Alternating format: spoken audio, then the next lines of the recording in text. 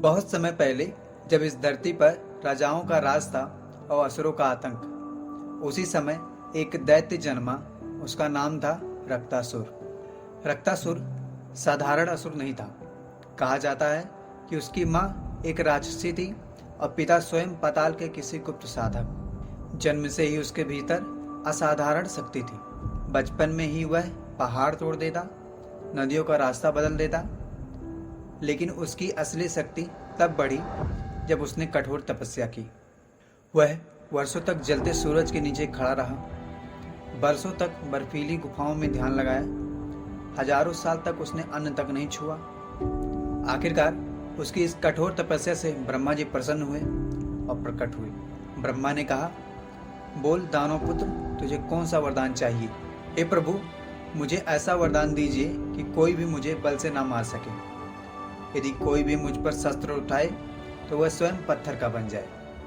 ब्रह्मा जी क्षण भर के लिए मौन रहे, फिर बोले, दानव पुत्र, तेरी तपस्या मुझे स्वीकार है, लेकिन ध्यान रखना, तेरा अंत केवल तेरी बुद्धि के द्वारा ही होगा। तेरी हार तभी होगी जब कोई तेरे 7 प्रश्नों का उत्तर दे देगा। इतना कहकर ब्रह्मा जी अंतर ध्यान हो गए। उसी दिन के बाद रक्तासुर का आतंक शुरू हुआ।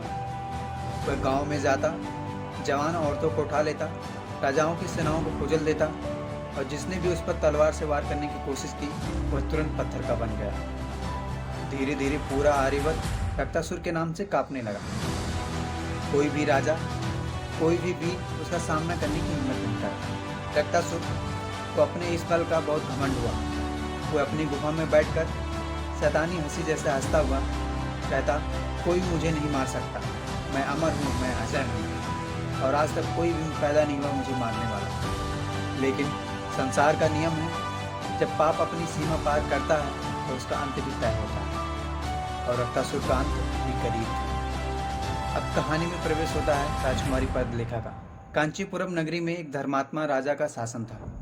उसके एकमात्र संतान थी राजकुमारी पद्मलेखा। वह रूप में अनुपम थी, किंतु दुर्भाग्य से सदा अचेत पड़ी रहती थी। वैद्य, ऋषि, तांत्रिक सब बुलाए गए, लेकिन कोई लाभ नहीं हुआ। राजा ने घोषणा की कि जो मेरी पुत्री को ठीक करेगा मैं उसका विवाह पद्मलेखा से करा दूंगा और साथ ही अपना आधा राज उसे दे दूंगा। उसी नगर में एक युवा वीर आया। उसका नाम था विक्रमादित्य। वह तेजस्वी, धर्मप्रिय और साहसी था। रात में विक्रमादित्य ने गुप्त रूप से राजकुमारी पर ध्यान किया। तभी उसने देखा राजकुमारी पर कोई रोग नहीं था, बल्कि उसके शरीर में हर रात एक सर्प प्रवेश करता और सुबह होते ही निकल जाता। यही कारण था कि राजकुमारी सदा अचेत रहती थी। विक्रमादित्य ने निश्चय किया कि अगली रात जब सर्प राजकुमारी के शरीर से बाहर आएगा तो उसे मार देगा। अगली रात जब सर्प राजकुमारी के शरीर से बाहर निकला, उसने तलवार से वार किया और उसे वहीं समाप्त कर दिया। राजकुमारी होश में आई और वर्षों बाद उसकी आंखें खुली। पूरा महल खुशी से गूंज उठा। राजा ने वचन निभाते हुए विक्रमादित्य का विवाह पद्मलेखा से कराया। लेकिन किस्मत को कुछ और ही मंजूर था। रक्तासुर को राजकुमारी की खबर लगी। वह क्रोध से बोला, यह कन्या मेरी होगी। कोई ना कोई कारण है कि वह जीवित हुई है। मैं उसे अपनी गुफा में ले जाऊंगा। और एक रात रक्तासुर ने कांचीपुरम पर आक्रमण किया। उसने महल को हिला दिया और सबके सामने पद्मलेखा को उठा ले गया।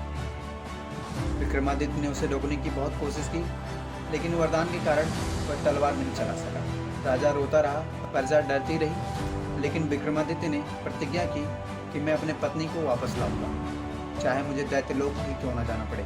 विक्रमादित्य ने राजकुमारी को वापस लाने के लिए अपनी यात्रा पर निकला।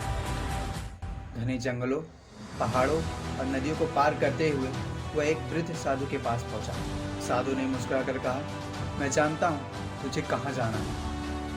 रक्तासुर को कोई बल से नहीं हरा सकता। उसके पास 7 प्रश्नों का रहस्य। जब तक कोई उन प्रश्नों का उत्तर नहीं दे पाएगा वह अजय ही रहेगा। विक्रमादित्य ने पूछा, वह 7 प्रश्न क्या है बाबा? साधु ने आंख मूंद ली और बोला, यह मैं नहीं बता सकता, तुझे स्वयं ही जानना होगा। लेकिन एक बात याद रखना, सत्य और बुद्धि ही तेरे शस्त्र होंगे। विक्रमादित्य अंततः रक्तासुर की गुफा तक पहुंचा। वह गुफा 7 दरवाजों से बंद थी। हर दरवाजे पर अग्नि, जल, वायु, सर्प, ब्रह्म, अंधकार और मृत्यु के रक्षक थे। विक्रमादित्य ने साहस और बुद्धि से एक एक कर सभी दरवाजे पार किए। वह आगे बढ़ता गया और अंततः उस कक्ष में पहुंचा जहां रक्तासुर पदलेखा को कैद किए बैठा था। रक्तासुर ने बड़ी तेज आवाज से कहा, वीर विक्रमादित्य, तू जानता नहीं है कि मुझे शस्त्र से नहीं हराया जा सकता। अगर तू चाहता है कि मैं तेरी पत्नी को छोड़ दूं, तो मेरे 7 प्रश्नों का उत्तर दे। विक्रमादित्य ने दृढ़ स्वर में कहा, पूछ रक्तासुर, सत्य मेरा साथी है। रक्तासुर ने अपना पहला प्रश्न पूछा, दुनिया की सबसे बड़ी शक्ति क्या है? विक्रमादित्य ने उसने कहा, सत्य।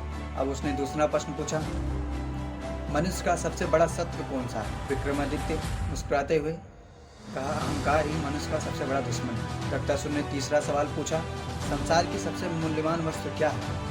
विक्रमादित्य ने सोचकर कहा, समय, जो एक बार चला जाए तो लौट कर नहीं आता। चाहे कोई कितना भी मूल्य दे, वह समय वापस नहीं आएगा। समय मूल्यवान वस्तु, इसकी तुलना किसी से नहीं की जा सकती। चौथा प्रश्न, मनुष्य का सच्चा मित्र कौन है? विक्रमादित्य ने कहा, उसका धर्म और उसका कर्तव्य ही उसका सच्चा मित्र है। पांचवा प्रश्न, सबसे कठिन विजय कौन सी है? विक्रमादित्य ने कहा, स्वयं पर विजय पाना ही सबसे बड़ी कठिन विजय है। जो आदमी अपने आप पर स्वयं पर विजय पाता है, उस दुनिया को जीत लेता है। रक्तासुर ने छठा सवाल पूछा, मनुष्य की सबसे बड़ी संपत्ति क्या है? इसका जवाब विक्रमादित्य ने बड़ी सोच समझकर कहा, ज्ञान। ज्ञान ही मनुष्य का सबसे बड़ा संपत्ति है। धन, दौलत, रुपया, पैसा, हर कोई उसे छीन सकता है, लेकिन ज्ञान एक ऐसी वस्तु है जिसे कोई भी नहीं छीन सकता, और यह मनुष्य की सबसे बड़ी संपत्ति है। रक्तासुर ने अब 7वां प्रश्न पूछा और बड़ी ऊंची स्वर में कहा कि दैत्य का अंत किससे होता है? विक्रमादित्य ने उससे तेज आवाज में कहा, दैत्य का अंत उसके पाप से ही होता है। विक्रमादित्य ने जैसे ही 7वां प्रश्न का उत्तर दिया, गुफा कांप उठी। रक्तासुर का वरदान टूट गया और उसका शरीर चलने लगा। उसकी शक्ति क्षीण हो गई। वह चीख कर बोला, यह असंभव है, मुझे कोई नहीं हरा सकता। लेकिन धीरे धीरे उसका विशाल शरीर धूल में बदल गया। गुफा की दीवारें गिर गई और उसे मारने की कोशिश करने वाले लोग जो पत्थर बन चुके थे, वो लोग फिर से जीवित हो उठे। विक्रमादित्य ने पदलेखा को लेकर वह कांचीपुरम नगर वापस आया। राज्य के लोगों ने उसका बहुत स्वागत किया। लोगों ने उत्सव मनाए। राजा ने घोषणा की कि आज से विक्रमादित्य ही हमारा उत्तराधिकारी होगा। मेरे बाद यही राजा होगा। पूरा नगर खुशी से गूंज उठा। धर्म की विजय हो, अधर्म का नाश हो। आपको ये कहानी कैसी लगी? अगर आपको अच्छी लगी तो हमारे वीडियो को लाइक कीजिए, शेयर कीजिए और साथ ही हमारे चैनल को सब्सक्राइब भी कर लीजिए।